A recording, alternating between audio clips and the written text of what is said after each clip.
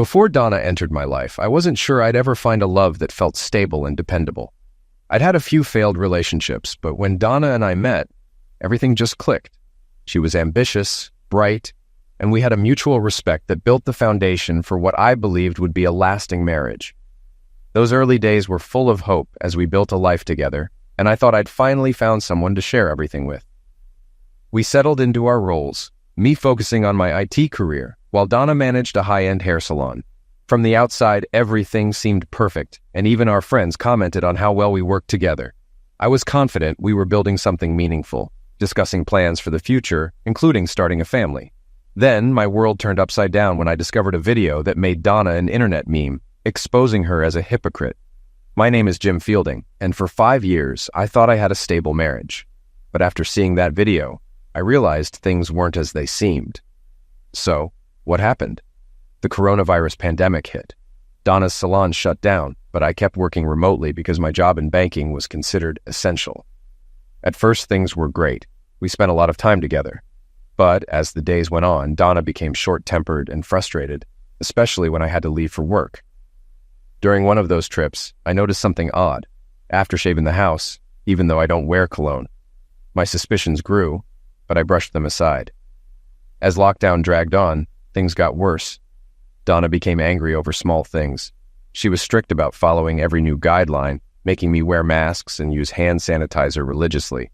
Eventually, she even made me sleep in the guest room because we couldn't stay 6 feet apart in our bed, which also meant no sex. I argued, saying it didn't make sense since we lived together, but she stuck to the rules. Soon, we weren't eating together or even using the same bathroom. She separated our dishes, and we had to wash our own clothes. We'd become little more than roommates under the same roof. The mayor introduced a hotline and website for reporting neighbors not following strict guidelines. While I understood the intent, I felt it was excessive. I shared my concerns with Donna, but she disagreed. "I think it's a great idea," she said. "People aren't following the rules, and it's dangerous." "I'm not getting involved in that," I replied. "Suit yourself," she shrugged, "but I will." "You're not going to report our neighbors, are you?" I asked, worried about causing trouble with friends. "It's for their own good," she insisted. "If they don't care about their health, someone has to." "But these are our friends and neighbors," I said. "Then they'd better follow the rules," she replied. "I don't want us getting sick because of them." I cautioned her about the state's sunshine laws, warning that if neighbors found out she was reporting them, it could damage our relationships. But Donna didn't seem concerned. Over the next few days, she spent a lot of time watching the neighbors, even calling the snitch line when kids were playing outside. Eventually, a police officer came and spoke to the parents, and the kids went inside. I hoped they never found out it was Donna. I also noticed strange behavior from Donna. She started making frequent trips to Walmart, which usually lasted much longer than before. Despite being an efficient shopper, she'd now be gone for hours, often returning with only a single item. Even more oddly, she began dressing up for these trips. When I asked about it, she brushed me off, saying she just wanted to look nice. Making matters worse, several times she would head straight to the master bathroom, a room I was no longer allowed to use, and take a shower right after returning.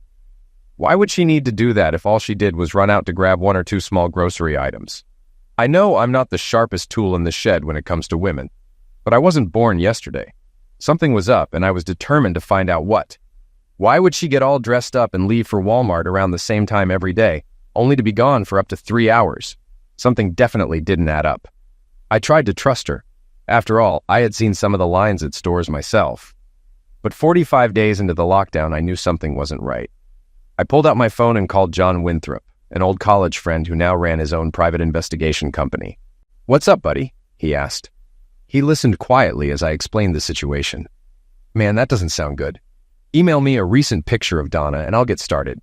You might want to install some cameras in your house that stream to your server." "Good idea," I said as I sent him a picture of Donna. "I've got a few cameras lying around that aren't in use," he told me. "If you want, you can borrow them and set them up.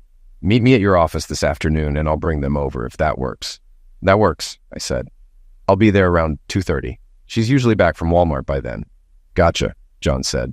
"Your office, 2:30. I'll be there. I just got your email, by the way. Thanks." "No, thank you. I just need to get to the bottom of this." "You might not like what you find," John warned. "I don't like what's happening now," I replied. See you this afternoon, buddy. We ended the call, and I thought about what he said. I might not like the truth, but it had to be better than what was going on now. It was time to face this head-on and deal with it. I showered, changed, and left a note on the kitchen counter letting Donna know I'd be out until later that afternoon. I met John outside the building where my office was. He handed me a box with 3 small motion-activated cameras that could be installed just about anywhere, even inside smoke detectors. He also gave me an installation guide. I hope this works out for you, Jim. I'll get started on my end and let you know what I find. Okay, thanks, John. I appreciate it. After he left, I went inside and saw that UPS had delivered some batteries and DVDs. While checking my work email and our ticketing system, I learned the upgrades and battery replacements were scheduled for later that night after banking hours. I glanced at the clock and realized I had just enough time to get home, set up the cameras, and grab a couple of hours of sleep before the night shift. When I got home, Donna still wasn't back, so I grabbed my ladder and headed into the master bedroom, a place I'd been banned from. Out of curiosity, I peeked into her hamper and found a pair of underwear with what looked like crusty seed stains. Disgusted, I set to work. As I finished installing a camera in the smoke detector, Donna walked in. I could immediately smell a man's cologne mixed with something else on her. "What are you doing in my room?" she asked. "Your room?" I shot back.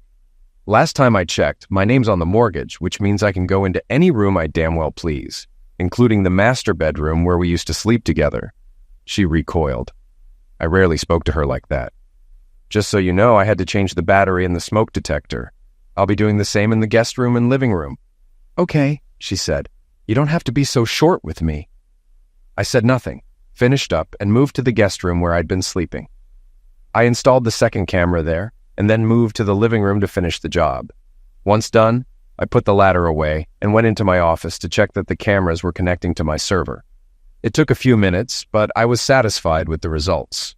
The images were clear, and the microphones picked up everything. I watched as Donna came out of the bathroom and put on jeans and a light sweatshirt. I hoped nothing incriminating would show up so we could move forward. After that, I headed upstairs to what had become my bedroom. "I need to go to the data center tonight to install some updates on the servers," I told Donna as I reached the top of the stairs. She seemed almost happy that I'd be gone. "I'll probably be out most of the night, so I'm going to get a couple hours of sleep before I have to leave." "Okay," she said, walking off without a care that I wouldn't be around. I noticed she didn't even bother saying goodnight. There was a time when news like that would have upset her. I shook my head and went into my room to try and sleep for a couple of hours. When my alarm went off, I dragged myself into the bathroom to brush my teeth and shower. I dressed, headed downstairs, made a sandwich, and grabbed a cup of coffee for the road. Donna was sitting on the couch and didn't say a word to me. I felt like I needed to reach out, to say something. "Donna?" I called from the dining room table. She turned to face me. "Yes?" she asked. "Do you still love me?" "Of course," she replied. "Why do you ask?" "I was just wondering. You're never kind to me anymore. You don't even say you love me, and we haven't had sex in a long time."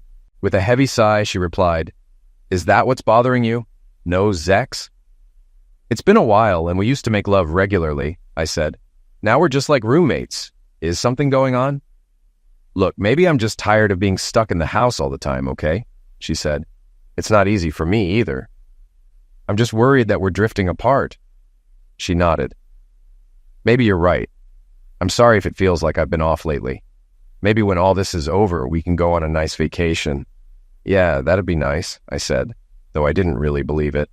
"I'll be out most of the night doing the updates. I'll call you when I'm heading home." "Okay," she said. "Thanks." Then she went back to watching her show. After finishing my meal, I went into the office to check on the server, grabbed my briefcase, and locked the door. As I headed to the front door, I glanced at Donna. "I'm leaving now. Love you," I said. Without looking up, she replied, "Yeah, me too." I stood there for a moment, realizing that's all I'd get from her. There was a time she'd send me off with a kiss, but I guess those days were long gone. "Donna," I said as I closed the door behind me. I got into my truck, feeling heavy-hearted. It took a little over an hour to reach the data center. I went in, replaced the UPS batteries, and started the upgrade script. Knowing it would take hours, I grabbed some coffee and sat at a desk. I pulled out my personal laptop, connected to the network, and logged into my home server. There were several videos from earlier, so I checked them out. Nothing seemed odd, just clips of me sleeping, Donna in the front room, the usual. I noticed she pulled out her phone multiple times to text someone. I hadn't had a chance to check her phone since she always kept it with her, so I had no idea who she was texting. One clip showed Donna in the master bedroom holding a wedding photo that usually sat on the dresser. Based on the timestamp, it happened while I was asleep. She looked at the picture wistfully, then placed it face down on the dresser before leaving the room. A few other videos showed me getting ready for work, and one recorded our conversation before I left. I couldn't help but notice that aside from her size, Donna had shown very little emotion during the conversation, and even less when I said goodbye. However, things got interesting after I closed the door. She stared at it for a moment, then got up to check if I had left. Once sure I was gone, she pulled out her phone and made a call. Unfortunately, I could only hear one side of it. "Hey, lover," she said, smiling. "Yeah, idiot's gone, probably all night. You ready to come over and play in my bed?" "Of course. And anywhere else you want." "You want me to do what?" "Really? Okay, just for you. Hurry up, I'm excited thinking about you." "Yeah, okay, love you, stud muffin. See you soon." "What the hell?" I whispered to myself. It became clear that Donna didn't love me anymore and was in love with someone else. I watched as she went upstairs to the master bedroom. She picked up our wedding photo and giggled at it. "Don't you wish you were here to watch me?" she said, putting the picture face down again. The next video showed her back in the front room, standing unclothed and looking out the window. A few minutes later, a car pulled into the driveway. She opened the door and stood unclothed as a man stepped onto the porch. He smiled and kissed her deeply. She responded eagerly. It had been so long since she had touched me, let alone kissed me like that. It felt like my heart was being torn apart. They walked into the room, and I got a clear look at the man's face. He looked somewhat familiar, but I couldn't place him at first. His well-styled dark hair made him look like a model from a salon ad. Then it hit me. He was a hairdresser who worked at the salon Donna managed. I vaguely remembered meeting him once when I visited her. "So, the idiot's gone all night?" he asked her. "Yep, all night," she replied with a huge grin. "Come on, let's go upstairs. I'm so excited for you." Then they ran up the stairs into what used to be our master bedroom. The video ended, but I saw another had just been saved to the server, so I opened it. This video picked up where the last one left off. Donna and her lover were in the bedroom, and she had gotten on the bed. "It's not our marital bed anymore," she said. "I kicked him out of the bedroom like you suggested. This is my bed now. Or better yet, our bed. Yours and mine." That explained a lot, I thought. They clearly planned this out. "Too bad the coward isn't here to watch a real man with you," he said with a nasty grin. She laughed. "Maybe later. Forget about him for now. I need you to screw me." I can't even begin to explain the emotions I felt as I watched and listened to them humiliate me in my own house, in what I thought was my marital bed. Part of me was heartbroken over the loss of what I once believed was a beautiful relationship. Another part of me burned with rage. After all the years I supported her and took care of her, this was my reward. It was probably for the best I wasn't there while this happened. I likely would have grabbed my weapon and ended both of them right then, but that would have just put me in jail, and I wasn't going down that road. It's crazy how fast someone's feelings can change. Right now, I didn't see Donna as my soulmate. She wasn't my wife anymore. In fact, it was hard for me to even think of her as a woman. She was just a selfish, deceitful person. I had to get away from all of this before I lost my mind. I stopped the video and left the data center. I drove to a convenience store and bought a couple of packs of cigarettes and a 6-pack of Coke. I would have grabbed some beer, but I still had work to finish and needed to drive back home. It had been years since I smoked, but I needed one before I completely lost it. Sitting in my truck, I smoked a cigarette, thinking about what to do next. Divorce was obvious, but it wouldn't be enough. I needed some kind of revenge on Donna and her dirtbag lover for what they were doing to me. But I had to be careful not to end up in jail. I went back inside to check on the updates, then sat down to continue watching the video. I've read stories where guys get excited, watching their wives with other men. That didn't happen to me, thank God. Sure, Donna was still attractive, but what I felt was pure hatred. What made it worse wasn't just watching them have sex in what used to be our shared bedroom, but hearing what they were saying. "You want me to get you pregnant?" he asked. "Yes, baby, get me pregnant," she said. "What about your pathetic husband?" he asked. "Who cares about him?" she said dismissively. "I'll make him think it's his and let him raise it." "I like that idea," the man said. "Here it comes." She removed her wedding rings and placed them in her hand. "God, you're wicked," he told her. "That's why you love me, right?" she asked. I screamed, I cried, and I raged. I wanted to smash my laptop against the wall. I couldn't believe the woman I had vowed to love forever was doing this to me, to us. I swore no matter what, I would get revenge on them both. In the video, the two of them were snuggled up in what used to be my bed. "So, Donna, why don't you just divorce the idiot and come live with me?" he asked. "Oh, please," she said. "You think I'd give up all this to live in that little trailer of yours? Look, I love you and the Zex, but I can't afford to divorce him yet. I need his money." So that's all I was to her now, a meal ticket. Well, to hell with that. I stopped the video and logged into our bank account. I did the usual things, opened a new account in my name only, transferred half of our money into it, and then paid off and canceled our joint credit cards. I also went into our company's HR system and removed her name from my retirement account. I would have taken her off my insurance too, but I couldn't because it wasn't open enrollment, and I didn't have a finalized divorce yet. Other than that, I did everything I could to separate our finances. Working for the same bank that held our accounts definitely helped. I started the video again.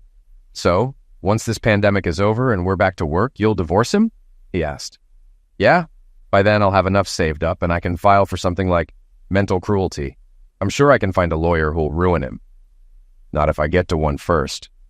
"You're a real piece of work," I thought to myself. Looks like this marriage is coming back to life, huh? I couldn't take much more and fast-forwarded through the rest of the video. After they finished having sex, they laid back down in bed and cuddled some more.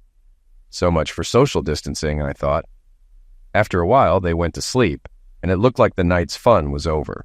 I checked on the progress of the updates. It looked like they'd be done in about an hour. So I sat back and thought about my next move. After what I heard tonight, there was no way I could continue living under the same roof as Donna. I had seen and heard enough, and I didn't think there was any need for John to follow her anymore. So I came up with a plan. I spliced together several clips of the videos I had and sent the compilation to every one of her family members, explaining that I'd be filing for divorce on grounds of infidelity.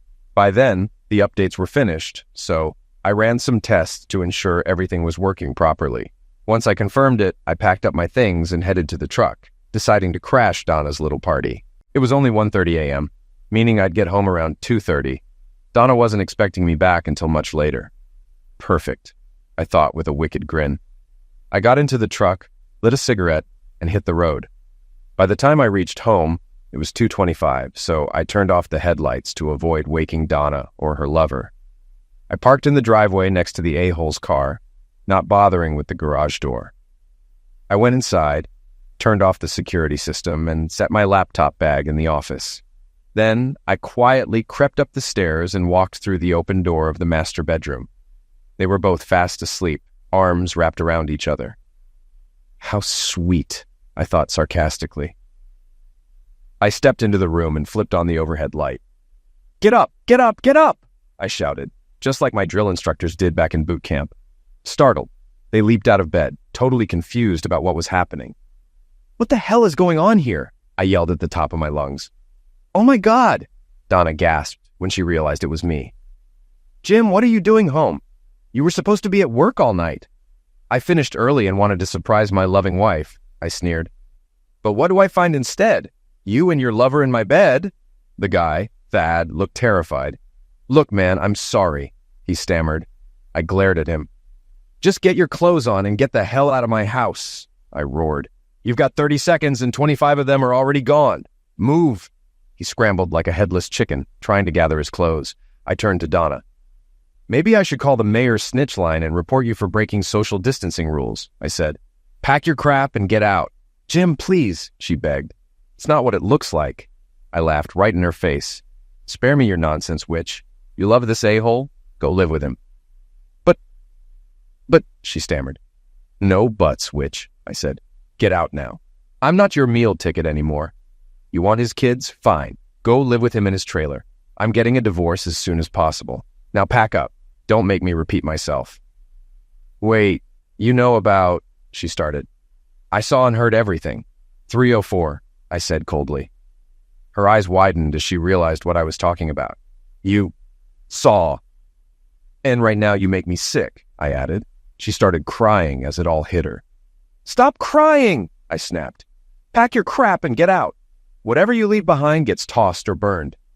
You can't mean that, she sobbed. Oh, I absolutely do. I loved you, and this is how you repay me? With lies and cheating on me with that piece of trash? I hate you right now. I never want to see your face again. Is that clear? Sobbing, she got out of bed and began packing.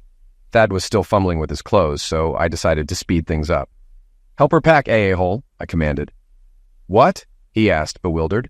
Are you deaf? Help her pack. I'll bring some trash bags up, and you can start throwing her stuff in them.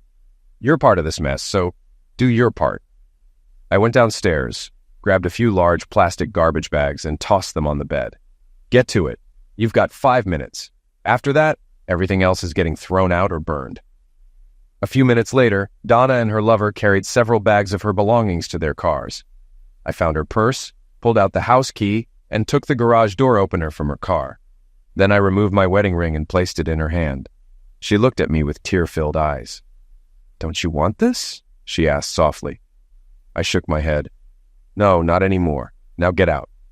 I assume you'll be living at Thad's trailer, so I'll have the divorce papers sent there. Write down the address. She scribbled an address on a piece of paper and handed it to me. I'm sorry, she said. Yeah, you are. And I'm sorry I ever met you. Crying, she left. I watched as they drove off, then locked the door behind them. Exhausted, I collapsed on the couch and fell asleep. It was nearly 8 a.m. when I woke up.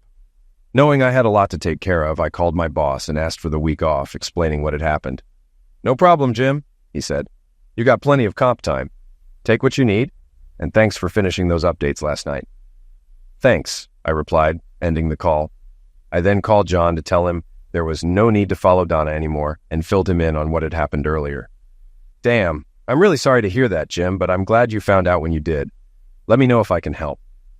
Thanks, I said. I'll return your equipment soon and we'll settle up. We ended the call and I refilled my coffee. I started searching for a family law attorney and found one who worked from home. I called and he agreed to meet with me via a teleconferencing system his firm used. After I got the email with the details, I signed in, and soon we were chatting face-to-face from our living rooms. I explained what happened and what I wanted, and he outlined the divorce laws in our state. Turns out, we lived in a no-fault state, so I couldn't file for infidelity. However, her affair could be used to block her from getting alimony or support. The downside was, I'd probably have to sell the house and give her half the proceeds, but that was fine with me since I didn't want to stay there anymore. I'll get started on the paperwork and have her served in a couple of days, he said. I provided him with all the necessary information, her address, workplace, and so on. Someone from our office will contact you for the retainer, he said. I'll be in touch. I thanked him and we ended the call. I took down the cameras and began sorting through what Donna had left behind, dividing it into 3 piles, one for burning, one to toss out, and one for goodwill. It was nearly noon when my phone rang.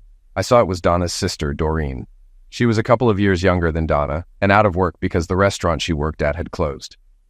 Jim, what's this about you throwing Donna out in the middle of the night? She asked angrily. Did she tell you why I threw her out? I asked. She said it was just a little misunderstanding. Check your email, I told her. Once you see what I sent, you'll understand. Goodbye, Doreen. I ended the call before she could respond.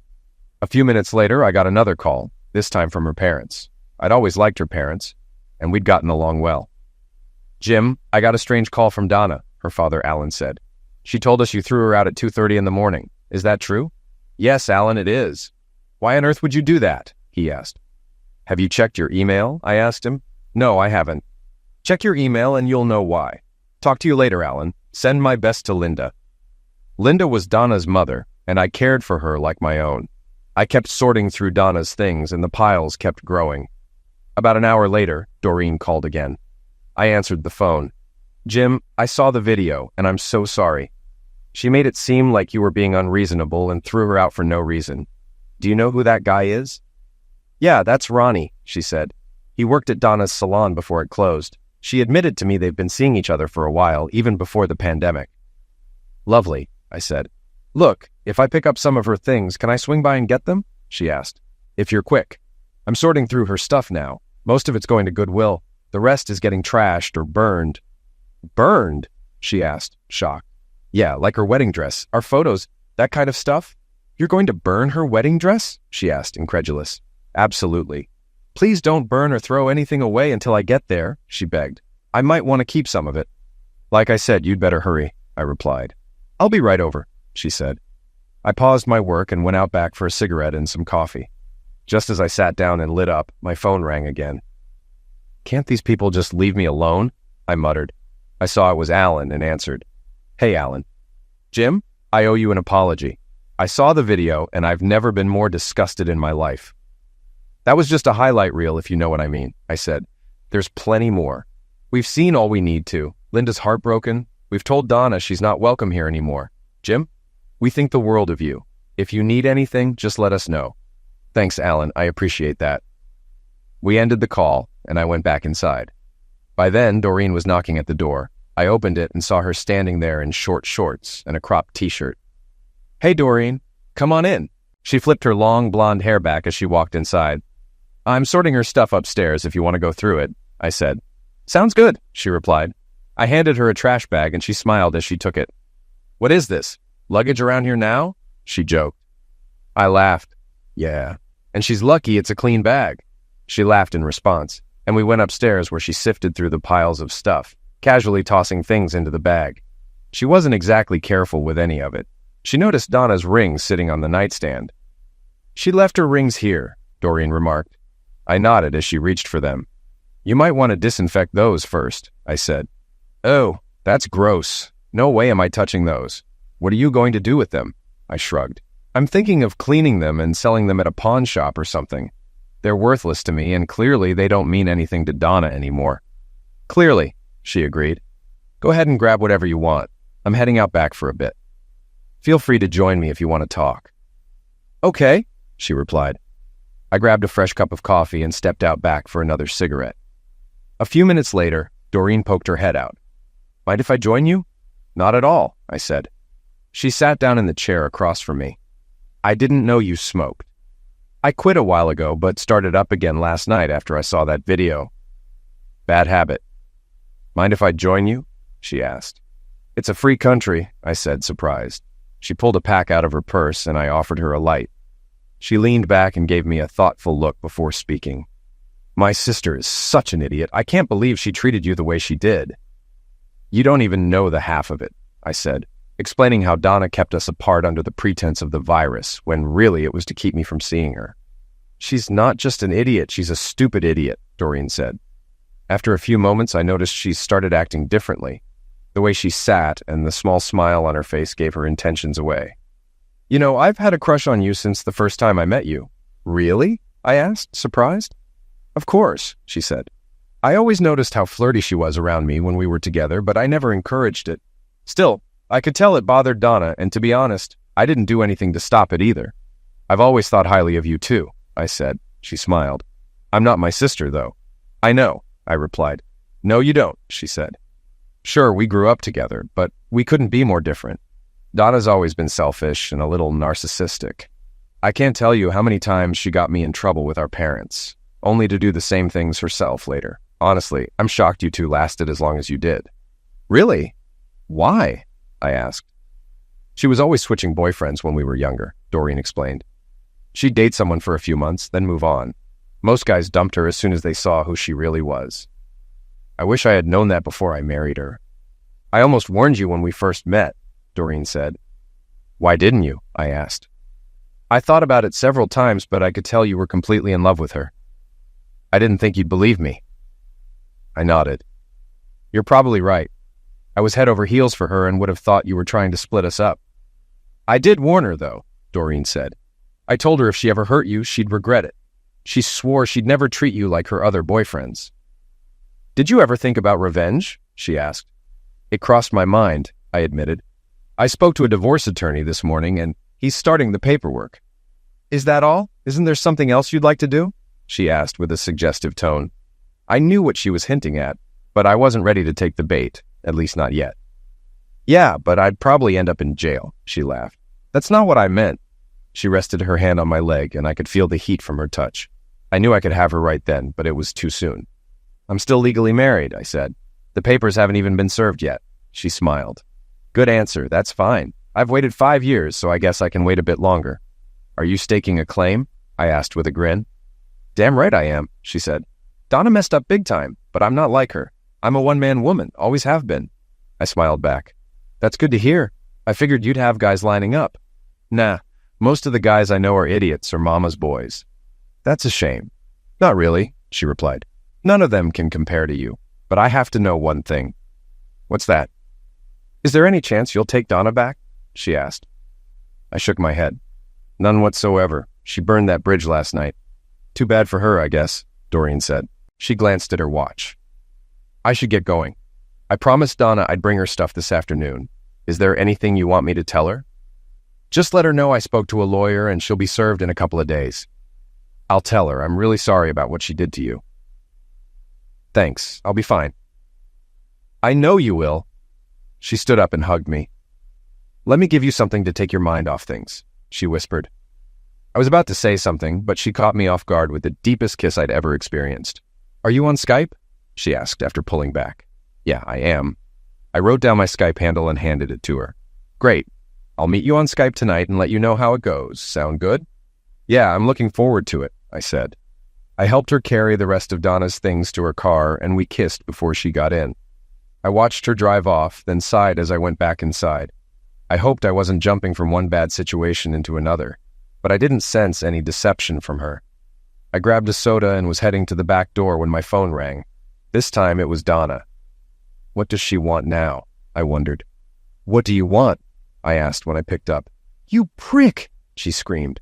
How could you do this to me? Do what, exactly? You know what?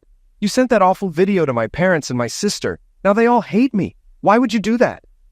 Why do you think? 304, remember? You're the one who cheated, lied, and stabbed me in the back? I loved you completely, and this is what I get? You really thought I'd raise Ronnie's child? Screw you, witch, and him. Stop calling me that, she yelled.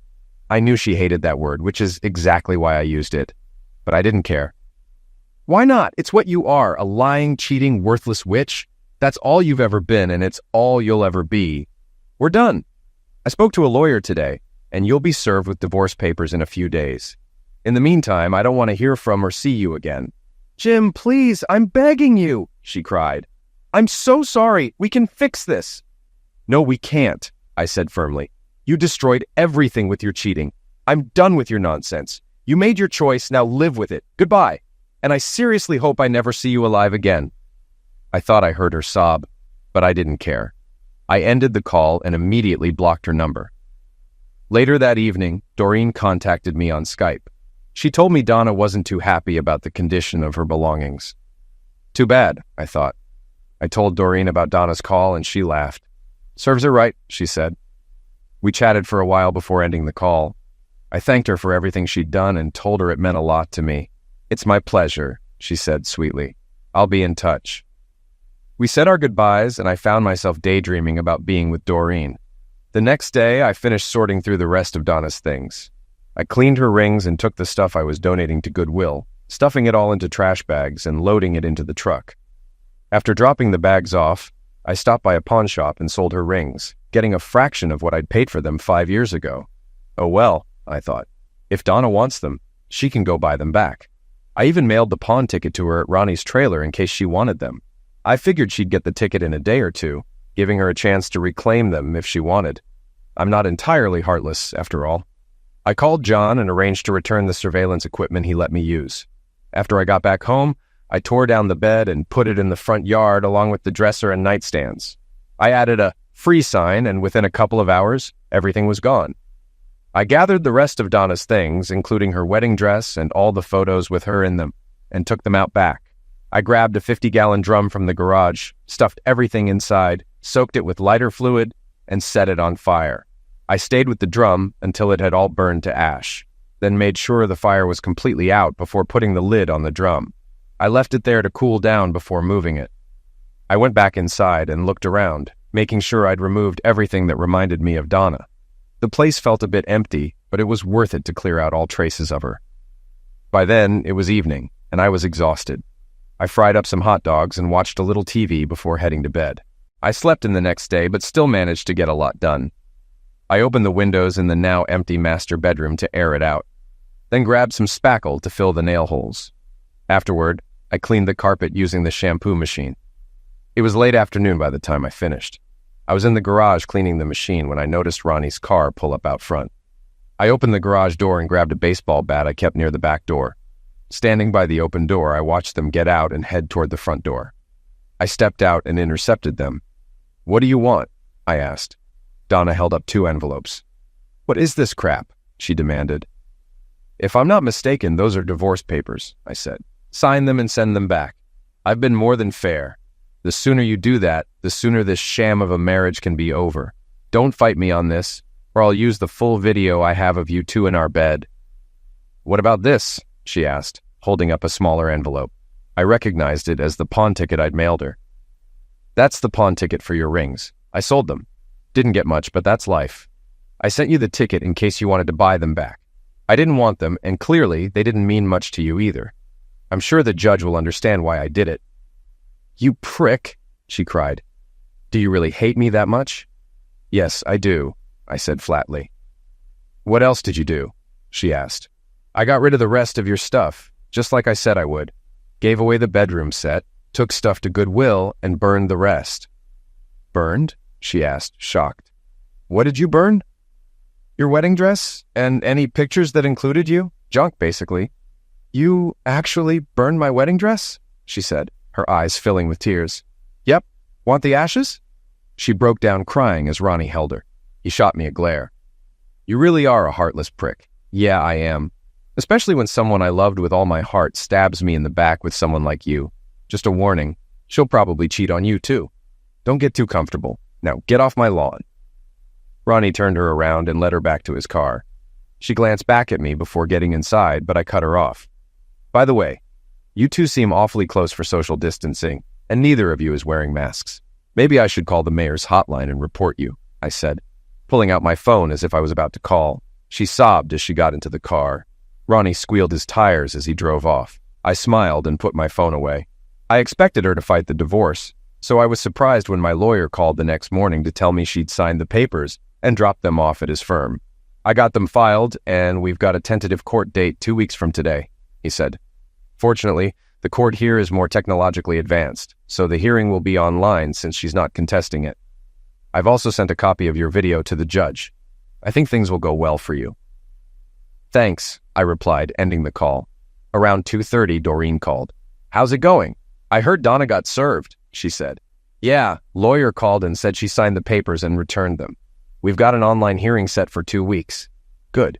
Donna also told me what you did with her rings and wedding dress?" "Yeah, probably not my finest moment, but it felt necessary." "I don't blame you. I might have done the same." "So, are you up for some company tonight?" "Actually, I am," I said. "What did you have in mind?" "How about my world-famous lasagna and garlic bread? Think you can find some wine?" "Lasagna, huh?" I asked. "My favorite. I think I can find some wine." "Great. I'll be over around 6:30. Does that work for you?" "Looking forward to it," I said. We talked a little more before ending the call. Afterward, I went out to grab a bottle of wine and picked up some flowers. When I got back, I jumped in the shower, shaved, and dressed in clean jeans and a polo shirt. I still had some time before Doreen arrived, so I set the table with the good dinnerware and placed candles in the center. I felt a bit like a teenager trying to impress his first date.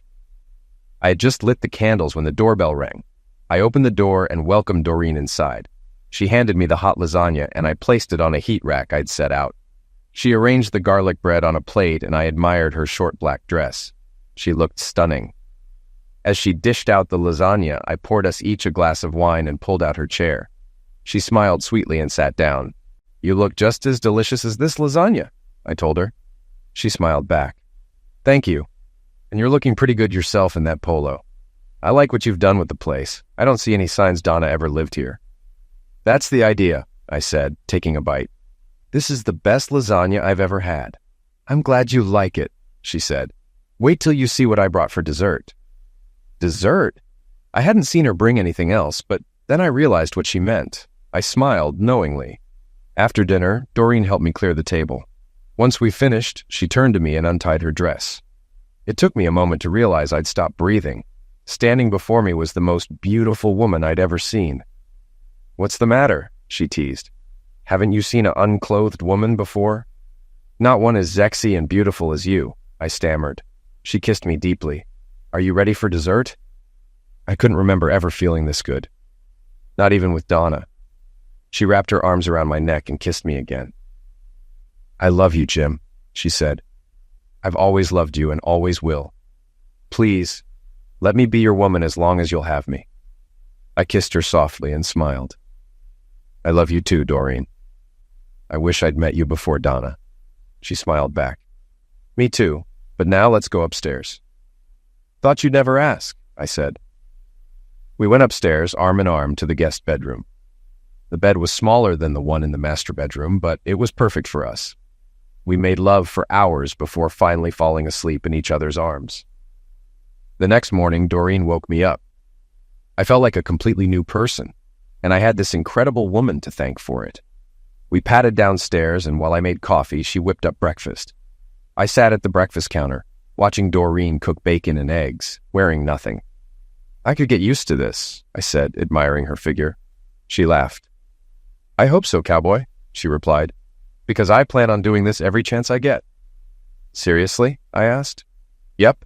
You have no idea how long I've dreamed of being with you. She plated our breakfast and we sat down to eat at the counter. So, what's on your agenda today? She asked as she finished her meal. I've got some things to wrap up around here. I need to start prepping the house for sale. The court will likely order it sold, so I might as well get a head start. I noticed the master bedroom looks strange being empty. Are you going to replace the furniture? Eventually, but not until I know what's happening with the house. That makes sense. What's on your plate? I asked. Actually, I had an idea I wanted to run by you. Oh, what's that? How about I bring over some things from my apartment and stay here more often? That way I can help you get the place ready to sell, and we can spend more time together. I thought about it for a moment. I like that idea. We just have to be cautious. The last thing I want is Donna filing something against me. You're right, she agreed. But I doubt that'll be a problem. I know my sister, and I think she's accepted that you two are done. I'll be discreet. If anyone asks, I'll just say I'm helping you through a difficult time. I'll stay at my studio apartment a couple of nights a week, but most of the time I'll be here with you. I considered it for a moment. Deal. Good, she said, kissing me. I meant what I said last night, you know. What's that? That I love you, she said. I've always loved you, and I'll never treat you the way Donna did. I love you too, Doreen, I said, kissing her back. I genuinely did love her, and I hope this wasn't just a rebound. I'm already feeling better, and it's all thanks to you. She kissed me again before standing up. I'd better get dressed and head out. I'll be back this afternoon. Okay, sounds good. Oh, wait a second, I said, grabbing my jeans from the floor. I pulled out my key ring and handed her Donna's old house key. Just in case I'm not here when you get back, I'll give you the garage opener too, and the security code. After sorting all that out, Doreen went upstairs, got dressed, and left. The next 2 weeks were great. Doreen spent most nights with me, and she was a huge help, especially once I went back to work. We got a lot done, including painting most of the interior. She understood my job's demands, which sometimes required late nights or travel, and she was okay with that. On those nights, she stayed at her apartment, and we kept in touch via Skype until she went to bed. Trust was important to me, and Doreen seemed to sense that without me needing to say it. If I had to work late or travel, I'd always let her know with a call or text, and she'd do the same if she needed to run errands or go to her apartment. By the end of the 2 weeks, we had settled into a comfortable routine. It was clear she had gone a long way toward healing my heart during that time. It felt like a pre-honeymoon, and we learned a lot about each other, including our shared taste in music. Finally, the day of the online court hearing arrived. I was surprised that Donna hadn't tried to contact me during those 2 weeks, but I didn't mind. Doreen came by to sit off to the side and listen. I dressed for the hearing and listened as my lawyer explained the process. Since Donna wasn't contesting the divorce, he said it should only take about 15 minutes. However, the judge had scheduled an hour just in case. Between you and me, I think he likes to take his time, my lawyer joked. Soon, the judge, the bailiff, the court reporter, my lawyer and I were all online. But Donna wasn't. Mr. Winthrop, the judge asked, do you know why Mrs. Fielding isn't present? No, Your Honor, my lawyer said. I sent her the instructions a couple of days ago, but I haven't heard from her. "Mr. Fielding, have you heard from your wife?" the judge asked me. "No, sir, I haven't." "All right, bailiff, contact the sheriff's office and send them to Mrs. Fielding's address. If there's no valid reason for her absence, have her taken into custody." "Yes, sir," the bailiff said. We waited around for about 45 minutes until the bailiff returned. "Your Honor, deputies have reported from Mrs. Fielding's residence. Both Mrs. Fielding and her companion were found deceased. The medical examiner has been called." "I see. Thank you, bailiff," the judge said. "Mr. Fielding, it seems your petition for divorce is now moot due to your wife's end of life. I will wait for the official report from the medical examiner before closing the case. In the meantime, please accept my condolences." "Thank you, Your Honor," I replied. The judge, bailiff, and court reporter left the call, leaving just me and my lawyer. "I'm very sorry, Mr. Fielding," he said. "If you'd like, I can handle your wife's probate, assuming she didn't have a will." "No, she didn't, thanks," I said. I held Doreen as she cried over Donna's end of life. I felt some sadness, too.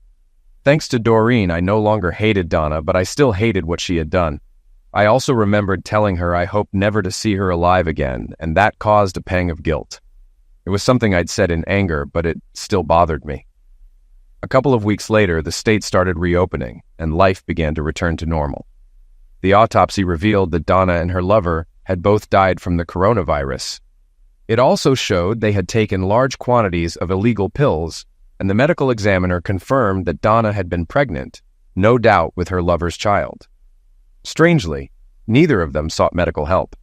I attended the funeral to support Doreen and her parents. Fortunately, I had a term life insurance policy on Donna through the bank, so her final expenses were covered. Alan and Linda were happy to hear that Doreen and I were together. I'm not sure where our relationship is headed, but I suspect I'll be proposing before too long. Right now, I'm focused on this amazing woman who's showing me just how much she loves me, and I'm thoroughly enjoying it. So if you'll excuse me, I'm going to focus on her for a while.